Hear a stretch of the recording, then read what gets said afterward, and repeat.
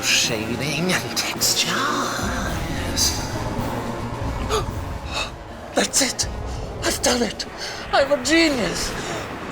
I've created the perfect monster!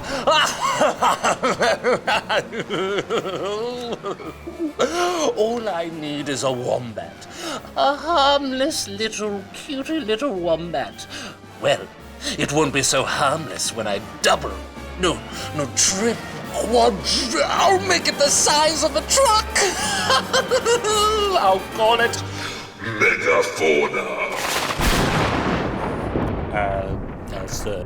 What? Megafauna already is a thing. What? Well, it was a thing. About 40,000 years or so ago, giant wombats called diprotodons used to actually roam the earth. What about a giant kangaroo? A giant macropus. A large lizard? Megalania. A bigger than average crocodile? Palomnarchus. Oh, I see. This scientist assistant is right. Megafauna are a thing, and Australia used to be mega full of them. If you haven't worked out by the name yet, Megafauna were big. We're talking kangaroos twice the height of an adult human. Wombats that weighed 2.5 tons. 6-metre-long lizards.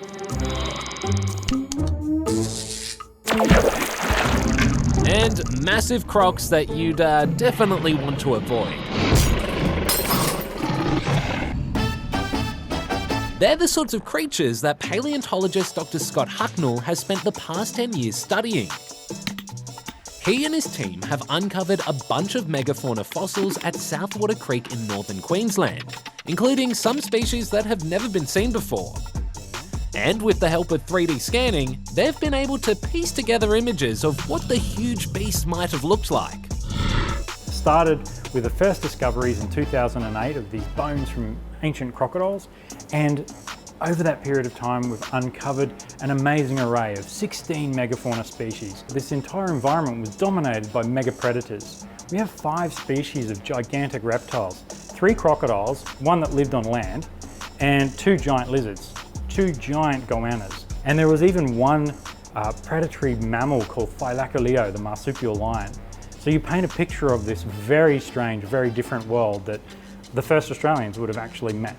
Of course, these days we don't have to worry about marsupial lions and gigantic reptiles. Actually, gigantic reptiles are still a thing. But the kangaroos and wombats are far more modestly sized these days. And that's because around 40,000 years ago, most of their distant mega-relatives became extinct. How? Well, we're not quite sure.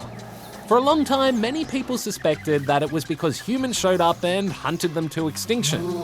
But more recently, experts have suggested it might have been natural changes in the climate, a theory Dr. Scott says is backed up by his find. Sometime after 40,000 years ago, these animals went extinct. And during this period of time was a massive change in the environment.